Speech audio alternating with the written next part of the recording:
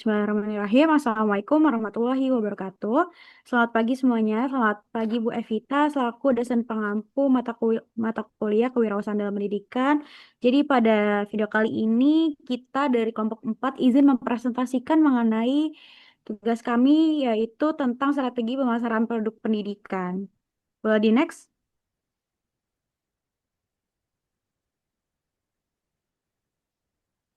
Boleh di next lagi?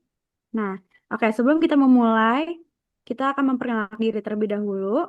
Yang pertama, dari anggota kelompok kami, yang pertama itu ada Rendra Prasetyo. Boleh perkenalan dulu, Rendra? Halo semuanya, perkenalkan nama aku Rendra. Oke, baik. Dilanjut sama Kak Ari. Boleh saya hai, Kak Ari? Halo semua. Oke, baik. Dilanjut dengan Azrina. Boleh saya hai, Azrina? Halo semuanya. Oke, dilanjut dengan saya sendiri. Halo semuanya. Dan untuk selanjutnya yaitu presentasi akan menjelaskan mengenai latar belakang yang akan dijelaskan oleh teman saya. Kepadanya dipersilakan. Baik, saya akan menjelaskan mengenai latar belakang materi ini. Jadi, perkembangan teknologi informasi dan komunikasi saat ini tuh telah membawa perubahan yang signifikan dalam berbagai aspek kehidupan, termasuk di dalamnya itu sektor pendidikan. Jadi, lembaga pendidikan itu, baik formal maupun non-formal, sekarang itu menghadapi dinamika persaingan yang semakin ketat. Karena masyarakat sekarang itu jauh lebih mudah mencari informasi, membandingkan sekolah atau bimbel, bahkan menilai kualitas lembaga pendidikan dari media sosial. Nah, akibatnya lembaga pendidikan itu tidak bisa lagi hanya fokus pada kegiatan belajar mengajar saja. Tapi juga harus memikirkan bagaimana cara memperkenalkan layanannya kepada masyarakat. Nah, disinilah strategi pemasaran pendidikan menjadi penting agar lembaga tetap relevan dan mampu bersaing. Boleh di next?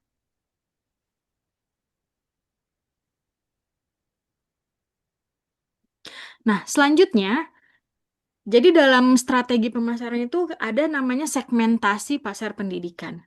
Jadi, pertama, segmentasi pasar itu adalah proses membagi pasar menjadi customer yang berbeda-beda berdasarkan kebutuhan, karakter, perilaku ekonomi, sosial, budaya, dan faktor lainnya.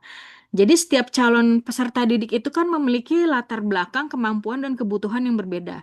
Karena itu, jika lembaga pendidikan menggunakan satu strategi yang sama untuk semua orang, hasilnya itu tidak akan optimal. Strategi yang tepat harus disesuaikan dengan karakteristik peserta didik yang dituju. Yang kedua, segmentasi pasar itu adalah proses membagi pasar menjadi custom. Yang kedua, segmentasi pasar tidak hanya meningkatkan efektivitas strategi pemasaran, tetapi juga memastikan layanan yang ditawarkan itu benar-benar sesuai dengan harapan serta kebutuhan segmen konsumen yang dituju. Yang ketiga, lembaga pendidikan itu tidak bisa menerapkan strategi yang sama untuk semua calon peserta didik, melainkan perlu membagi pasar ke dalam segmen tertentu sehingga program harga dan promosi itu bisa tepat sasaran. Selanjutnya,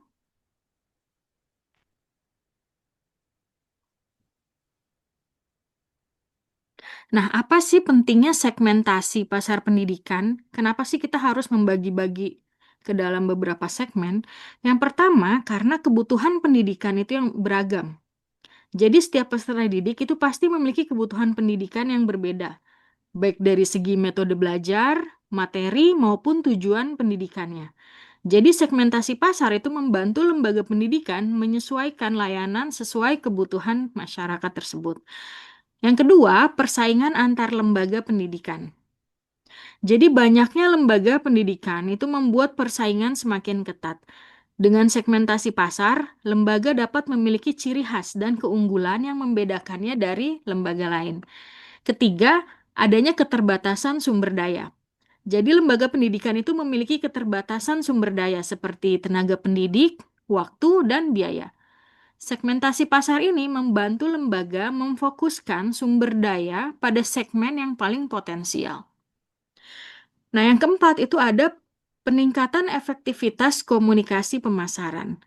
Jadi dengan segmentasi pasar, pesan promosi itu dapat disampaikan secara lebih tepat sasaran dan sesuai dengan karakteristik target peserta didik, sehingga lebih mudah dipahami dan menarik perhatian.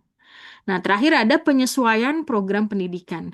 Jadi segmentasi pasar itu memungkinkan lembaga pendidikan menyesuaikan kurikulum, metode pembelajaran, serta fasilitas yang akan ditawarkan sesuai dengan kebutuhan masing-masing segmen peserta didik. Next.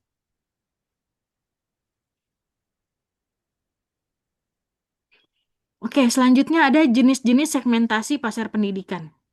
Jadi segmen pasar pendidikan itu ada jenis-jenisnya. Yang pertama itu segmentasi berdasarkan demografis, yaitu didasarkan pada faktor usia, pendapatan, pekerjaan, dan tingkat pendidikan orang tua.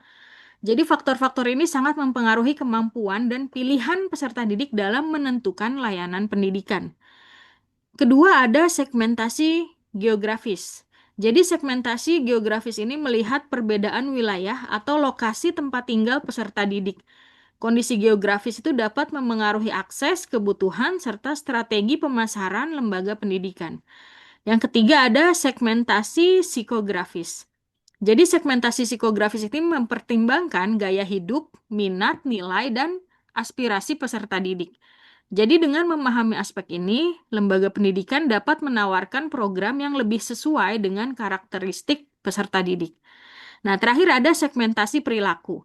Segmentasi perilaku ini didasarkan pada kebiasaan belajar, preferensi metode pembelajaran, sensitivitas terhadap harga, serta tingkat loyalitas peserta didik terhadap lembaga pendidikan tersebut. Selanjutnya saya serahkan kepada moderator. Baik, terima kasih atas presentasinya. Untuk selanjutnya yaitu mengenai materi branding lembaga pendidikan yang akan disampaikan oleh Azrina. Kepada Azrina dipersilakan. Baik, terima kasih moderator atas kesempatannya. Di sini saya akan melanjutkan pembahasan mengenai branding dalam lembaga pendidikan. Jadi, branding dalam pendidikan ini adalah proses strategis untuk membentuk identitas dan juga citra lembaga nanti sehingga mendapat pengakuan dan juga kepercayaan dari masyarakat luas. Nah, di sini tuh branding itu bukan hanya soal fisik kayak logo, nama desain, tetapi juga mencerminkan kayak nilai, tujuan dan juga prinsip dari pendidikan tersebut. Nah, fungsi utama dari branding ini tuh adalah untuk membangun keunggulan dan juga ciri khas dari lembaga tersebut agar nantinya itu berbeda dengan institusi lainnya. Nah, dengan branding ini tuh lembaga pendidikan bisa lebih dikenali, dipercaya dan juga lebih dihargai posisinya di tengah kompetensi pendidikan yang dinamis saat ini gitu. Boleh di next?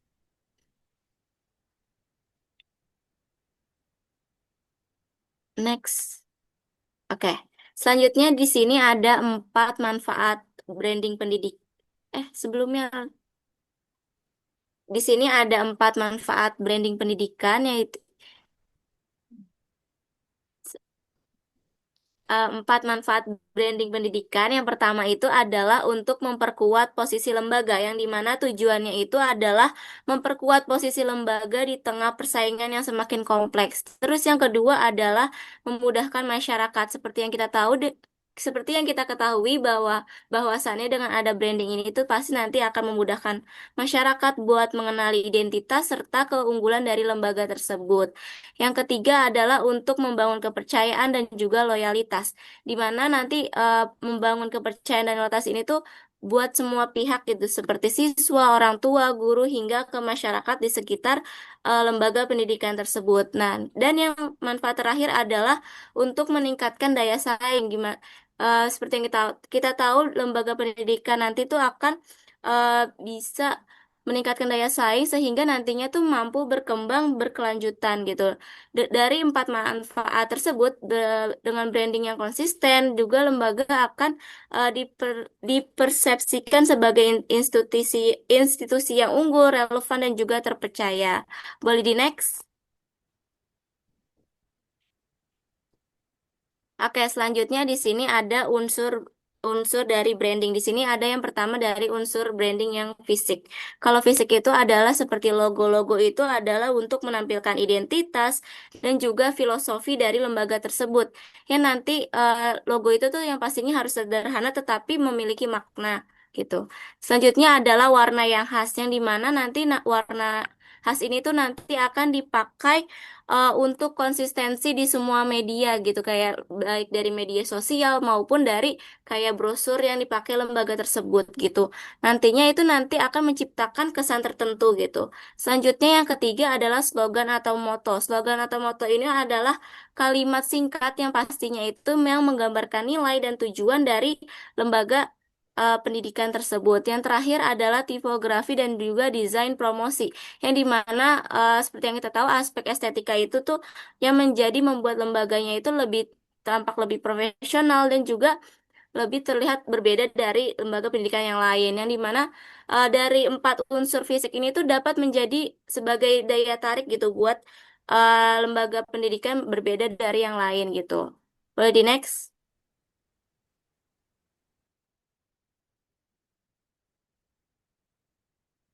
Selanjutnya di sini ada unsur yang kedua adalah non fisik. Yang pertama adalah kalau boleh di next lagi sebelumnya Rendra tadi aspek non fisik.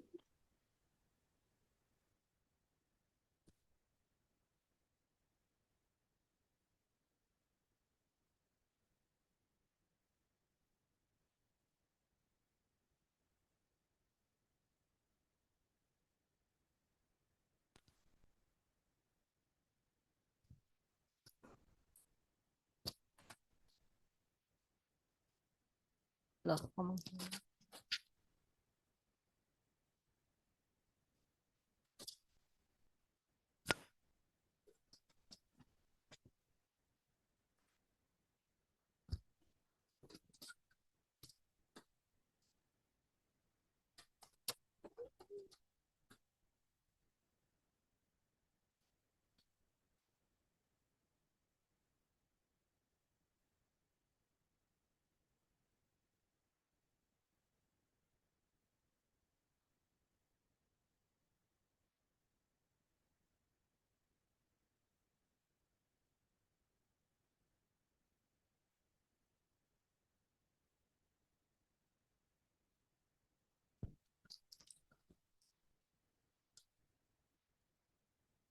Oke, selanjutnya di sini saya akan melanjutkan mengenai unsur branding secara non-fisik, yang dimana di sini ada yang pertama yaitu terkait dengan nilai pendidikan dan juga budaya dari akademik tersebut, yang dimana seperti yang kita tahu nilai pendidikan dan juga budaya akademik itu tuh sebagai dasar perilaku dalam adanya kegiatan pembelajaran nanti gitu. Yang kedua adalah mengenai dengan kualitas layanan. Kualitas layanan itu berhubungan langsung gitu dengan siswa, orang tua, dan juga masyarakat.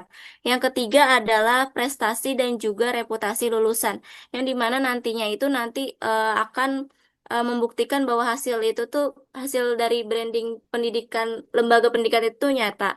Yang terakhir adalah pengalaman belajar yang bermakna, yang dimana kita harus bisa lembaga pendidikan menciptakan citra yang positif dari waktu ke waktu.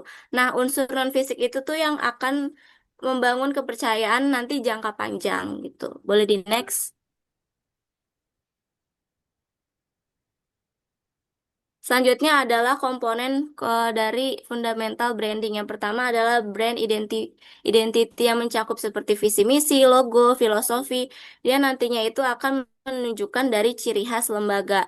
Yang kedua adalah brand image, yang dimana brand image ini akan menunjukkan adanya cerita lembaga dalam benak masyarakatnya, terus juga bergantung dengan adanya interaksi dan juga adanya dengan pengalaman dari mereka tersebut. Boleh di next. Nah, selanjutnya adalah brand equity, yang dimana ini tuh nanti akan menciptakan adanya ketertarikan masyarakat, terus juga adanya dari loyalitas siswa, testimoni dari para alumni, dan juga dari reputasi pendidikannya. Yang keempat adalah positioning, yang dimana nanti di sini tuh adalah komponen tentang strategi dari lembaga tersebut itu menempatkan diri dari sebagai pilihan utama dengan keunggulan-keunggulan mereka gitu. Selanjutnya yang terakhir adalah diferensiasi yang dimana nanti lembaga itu harus bisa menciptakan keunikan, misalnya dari adanya kurikulum yang lebih inovatif, metode pembelajaran yang lebih kreatif, ataupun nanti dari layanan pendukung khusus lainnya. Boleh di next?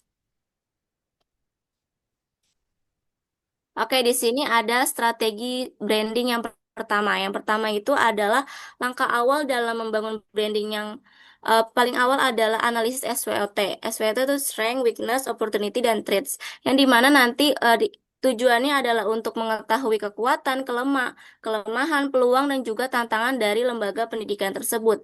Nah, setelah SWOT disusun, kita selanjutnya adalah perumusan visi misi dan juga nilai khas yang membedakan antara lembaga tersebut tuh dengan kompetitor lembaga lainnya.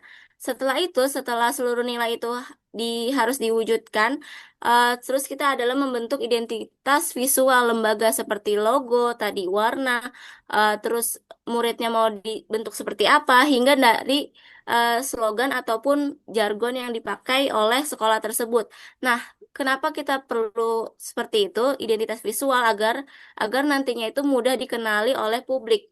Yang terakhir adalah yang nggak kalah penting adalah menjaga konsistensi yang dimana logo dari warna yang sudah dibentuk itu tuh harus sama di semua media agar si publik nanti yang melihat logo tersebut tuh tidak bingung gitu. Selanjutnya boleh di next. Nah, selanjutnya adalah strategi branding di era digital, yang dimana di era digital ini kita memanfaatkan teknologi digital untuk memperluas adanya jangkauan branding pendidikan. Yang pertama adalah melalui website resmi. Nah, website resmi itu tuh kita gunakan sebagai pusat informasi profil, visi misi, dan juga program unggulan lembaga. Yang kedua adalah media sosial seperti Instagram, Facebook, TikTok, dan lain-lain, yang dimana nanti sebagai sarana komunikasi dinamis gitu dengan masyarakat. Yang ketiga adalah dari konten edukatif dan juga prestasi siswa. Nanti konten dan juga prestasi ini tuh akan dipublikasikan untuk meningkatkan adanya citra yang lebih unggul dari lembaga-lembaga yang lain. Yang terakhir adalah penerapan digital marketing, yang dimana kita membuat lembaga itu tuh lebih cepat agar lebih cepat dikenal secara luas dan juga modern gitu. Boleh di next?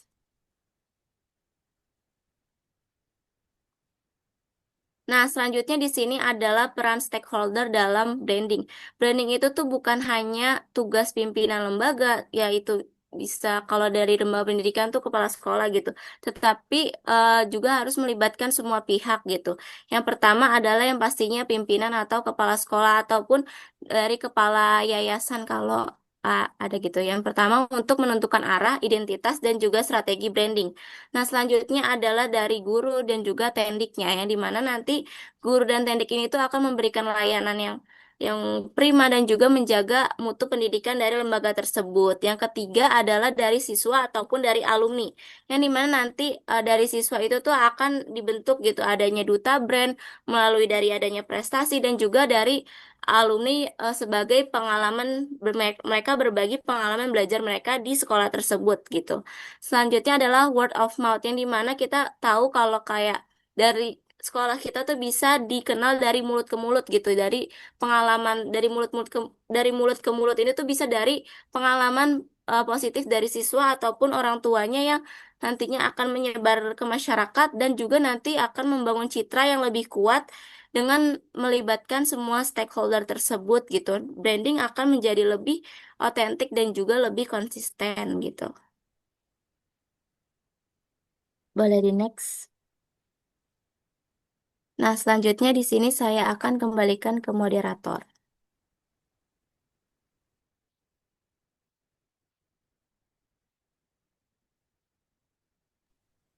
Oke, baik. Terima kasih Azrina atas penjelasannya. Selanjutnya di sini saya sendiri akan menjelaskan mengenai digital marketing dan sosial media strategi. Jadi, pengertian dari digital marketing dan sosial media strategi adalah digital marketing adalah strategi pemasaran melalui media media digital seperti website, email, dan terutama media sosial gitu. Nah, dalam pendidikan, digital marketing ini membantu sekolah untuk menjangkau calon peserta didik dan orang tua secara lebih luas, cepat, dan interaktif sekaligus meningkatkan brand awareness. Atau dapat disimpulkan bahwa peran-peran si sosial media atau digital marketing ini adalah untuk menarik perhatian para peserta yang nantinya akan join ke lembaga yang kita punya seperti itu. Oke, selanjutnya ada mengenai benefit dan dari si media sosial. Yang pertama yaitu untuk menyebarluaskan informasi tentang program unggulan, fasilitas, biaya dan kegiatan sekolah, serta pendaftaran dan sebagainya yang kita punya. Terus juga berinteraksi secara langsung dengan calon peserta didik dan orang tua melalui kolom komentar, terus bisa juga via DM atau chat atau sharing, atau sekarang itu juga sering terjadi di media sosial kayak di TikTok itu untuk promosi sekolah-sekolah ataupun kampus-kampus unggulan itu ada di TikTok melalui live gitu. Terus yang selanjutnya itu memanfaatkan tren konten seperti video, gambar, teks, story, reels, atau trending challenge, yang mana tujuannya itu untuk menarik perhatian dan menjangkau audiens yang lebih muda atau lebih aktif secara digital gitu. Boleh di next? Nah, selanjutnya di sini aku akan menjelaskan mengenai komponen strategi digital marketing dan media sosial. Yang pertama itu mengenai perencanaan dan tujuan.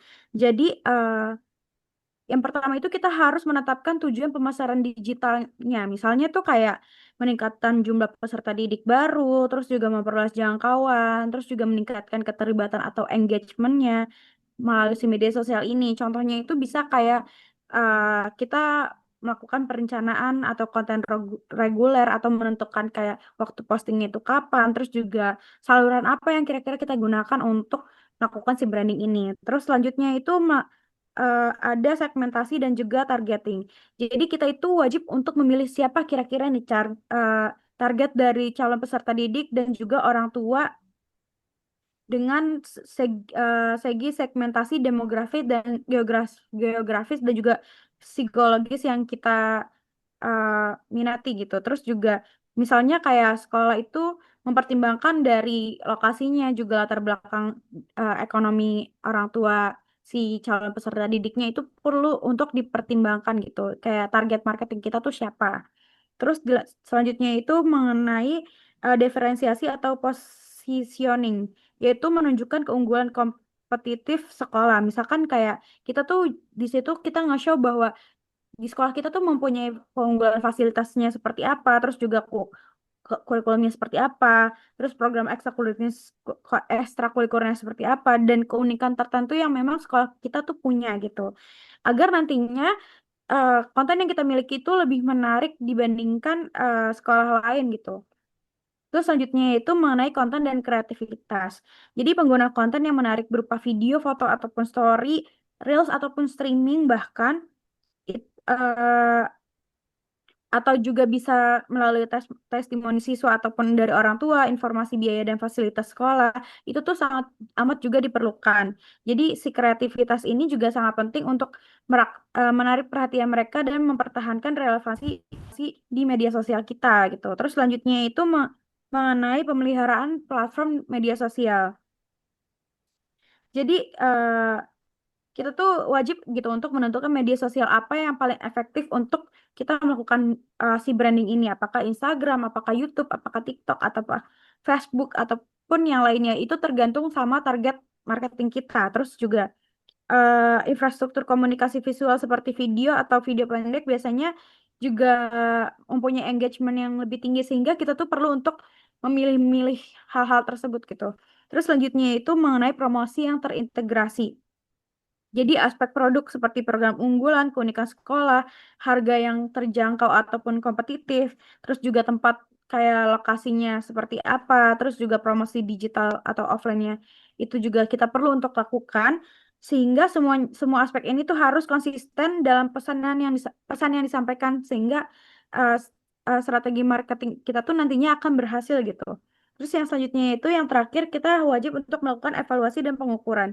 Jadi evaluasi dan pengukuran ini berfungsi untuk mengukur efektivitas melalui indikator seperti traffic media sosial, berapa banyak pengikut dan pengunjung sosial media kita, terus juga jangkauan posting kita berapa, terus interaksi seperti like, komentar, dan juga share kita tuh berapa, dan juga konversi yakni berapa banyak yang akhirnya mendaftar sebagai peserta didik baru, serta monitoring data historis yang juga penting untuk melihat tren kekinian atau adanya kenaikan atau penurunan dari uh, yang kita punya gitu. Terus boleh di next.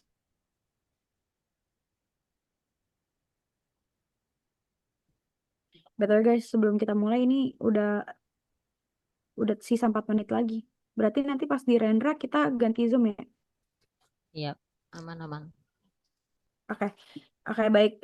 Selanjutnya di sini ini ada studi kasus yaitu mengenai SMA Kalifain sama Dana Sejahtera.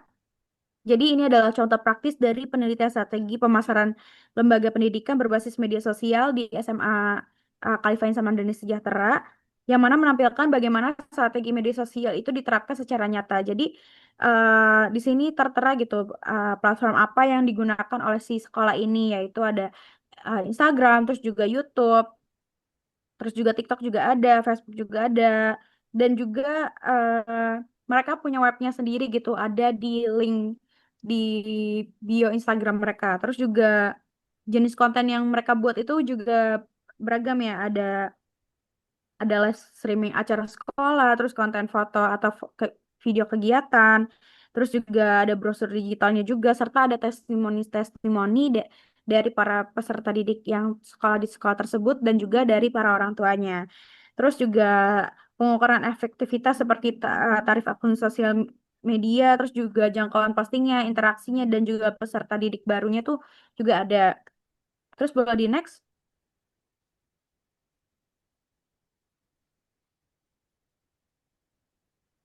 Nah, oke, untuk selanjutnya ini mungkin juga yang contoh lain ya, ibaratnya.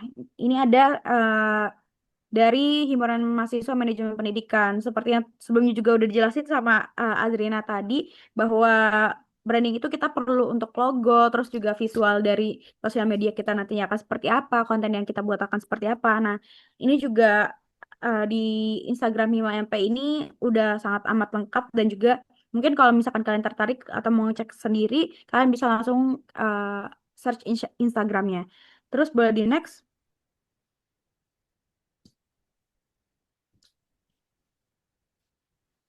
Nah, selanjutnya itu mengenai keterkaitan dengan kewirausahaan dalam pendidikan. Yang pertama itu inovasi layanan. Jadi sekolah itu sebagai usaha jasa pendidikan harus inovatif dalam menyajikan pelayanan yang menarik. Bukan hanya mengajar tapi juga membangun pengalaman yang dirasakan oleh siswa dan juga orang tua gitu. Sehingga menimbulkan kesan baik gitu nantinya. Terus juga selanjutnya itu mengenai orientasi pasar. Seperti dalam kewirausahaan, memahami kebutuhan orang tua dan para calon peserta didik, segmentasi pasar, positioning sekolah adalah bagian dari pendekatan kewirausahaan.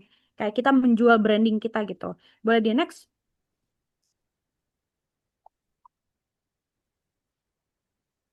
Nah, selanjutnya itu mengenai humanisasi komunikasi, yaitu interaksi melalui media sosial yang memungkinkan pendekatan lebih personal atau humanized, atau testimoni bisa lewat live, terus komunikasi secara langsung, terus ataupun storytelling yang membantu membangun kepercayaan, atau biasanya kita tuh ada kolom box gitu, nanti kita bisa komen di situ teman-teman. Terus yang selanjutnya itu mengenai efisiensi dan keberlanjutan. Jadi digital marketing itu relatif lebih murah dibandingkan promosi konvensional, sehingga cocok untuk institusi pendidikan dengan sumber daya terbatas. Nah, selain itu data digital juga memungkinkan evaluasi dan perbaikan berkelanjutan. Boleh di next?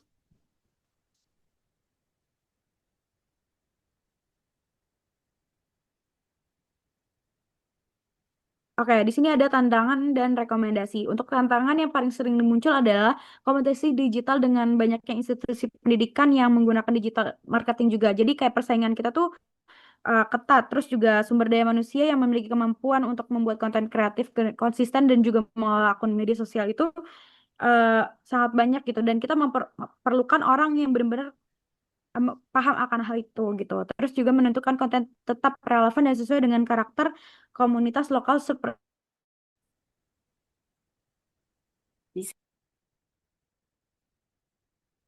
Oke, yang selanjutnya itu di sini saya akan menjelaskan mengenai rekomendasinya. Jadi sekolah itu bisa dapat memperkuat strategi digitalnya dengan membentuk tim media sosial khusus yang terlatih dalam produksi konten, storytelling, dan editing sederhana. Jadi sehingga nantinya tuh dia bisa mengelola si sosial media itu dengan baik gitu. Nah, melalui penyusunan jadwal konten yang teratur dengan tema yang variatif, terus juga eh, didukung pemanfaatan data analitik, terus efektivitas posting itu nantinya dapat ditingkatkan serta kolaborasi dengan alumni, siswa, dan orang tua juga sebagai yang nantinya sebagai brand ambassador, serta komunikasi yang humanized dengan menampilkan cerita nyata dan respon yang cepat akan semakin memperkuat citra positif sekolah tersebut gitu. Boleh di next? Nah, baik, selanjutnya di sini akan dijelaskan oleh teman saya yaitu Rendra. Kepada Rendra dipersilakan. Oke, selanjutnya saya akan menjelaskan strategi pemasaran produk pendidikan. Jadi pengertian dari marketing mix produk pendidikan itu bisa dibilang sebagai salah satu cara lembaga pendidikan itu buat ngenalin dan menawarkan layanan pendidikannya kepada masyarakat.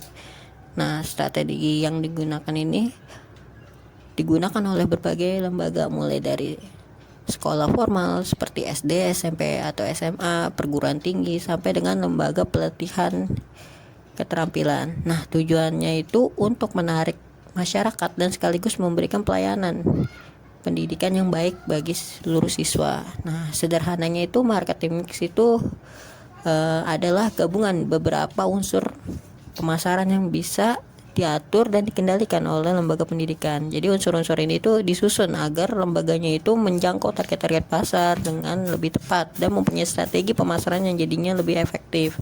Nah, dalam prakteknya itu marketing mix itu punya 4 komponen utama yang menjadi dasar untuk menyusun strategi pemasaran.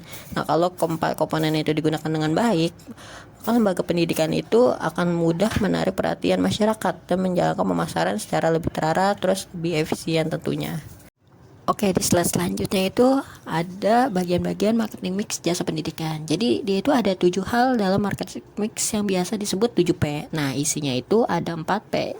Itu untuk jualan produk secara tradisional dan 3P sebagai tambahannya. Nah, di bagian 4T ini meliputi produk atau jasa yang bisa ditawarkan. Selanjutnya juga ada harga atau price yang untuk nentuin harga jasanya. Selain itu ada lokasi, place di mana jasanya itu bisa kita dapetin. Terus ada promosi, ada promotion, cara mempromosikan produk tersebut. Nah, selain itu ada 3P tambahan nih yang ngeliputin sumber daya manusia, ada people. Terus ada kemampuan atau keahlian yang dimiliki seseorang untuk ngerjain di pekerjaan jasa tersebut.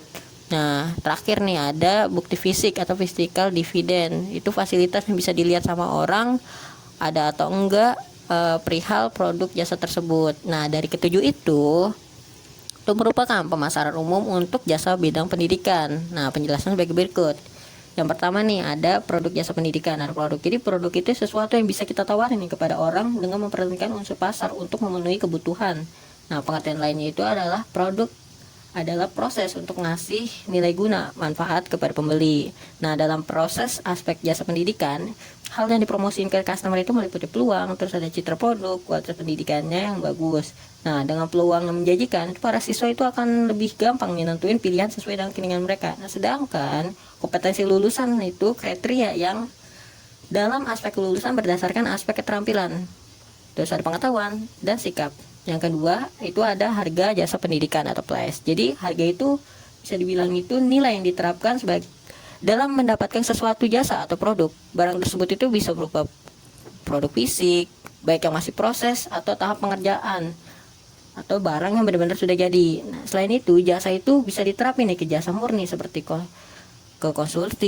konsultasi, terus ada ke pendidikan, ada kesehatan. Jadi singkatnya itu harga adalah sejumlah nilai atau sejumlah uang yang bisa dikasih ke pemilik usaha buat dapetin suatu produk jasa atau sebuah produk. Nah, harga ini bisa disebut komponen penting nih dalam aspek pemasaran. Alasannya itu dengan unsur ini, seseorang pemilik barang atau jasa tersebut itu bisa mendapatkan penghasilan pemasukan.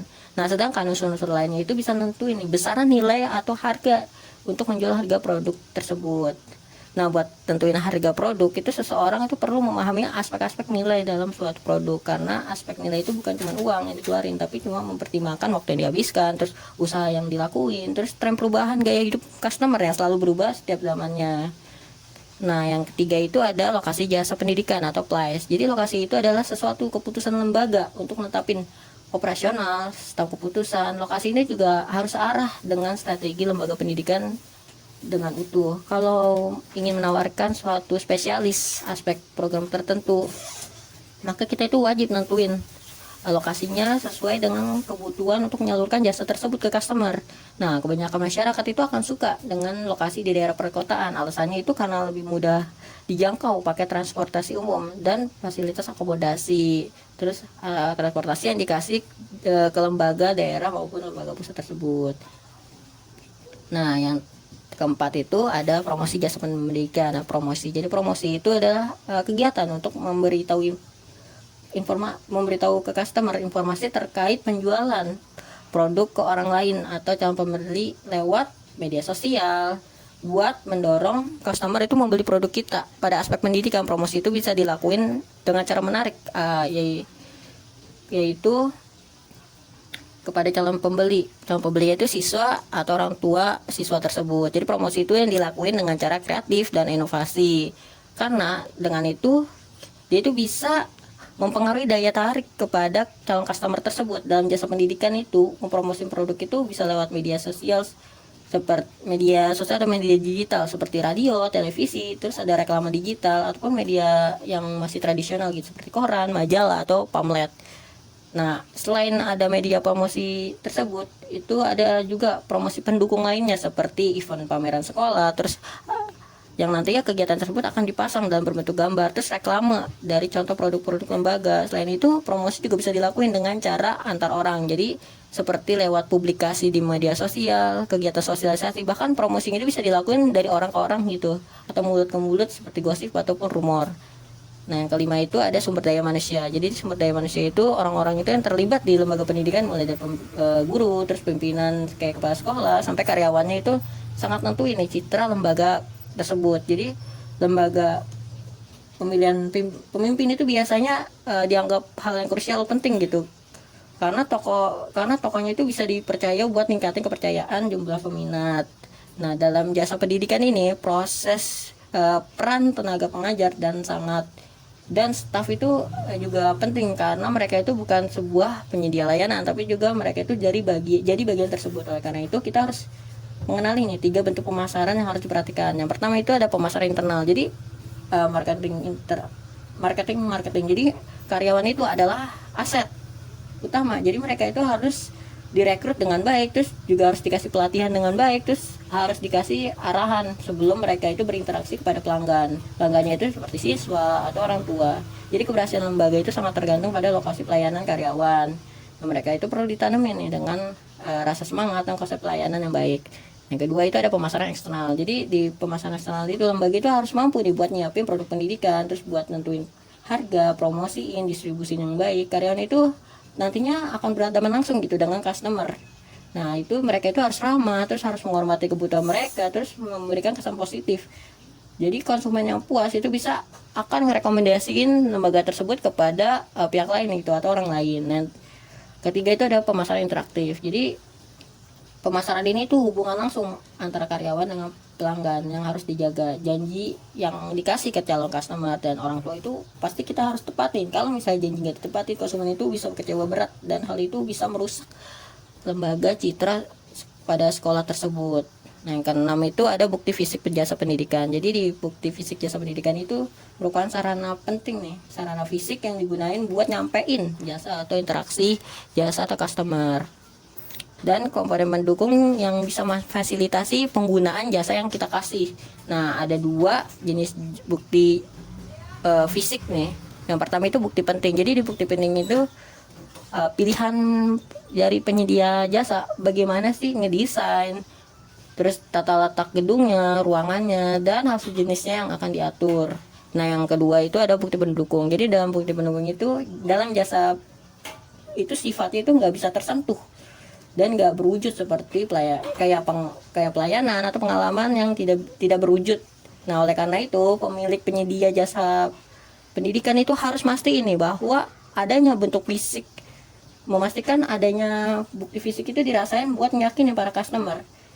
Yang merupakan bukti fisik dalam lingkungan pendidikan itu kayak bangunan, gedung, terus fasilitas yang tersedia di dalamnya. Hal ini juga mencakup desain bagian dalam, itu interior, terus ada bagian luar, eksterior, dan gedung-gedung yang dimiliki oleh lembaga tersebut.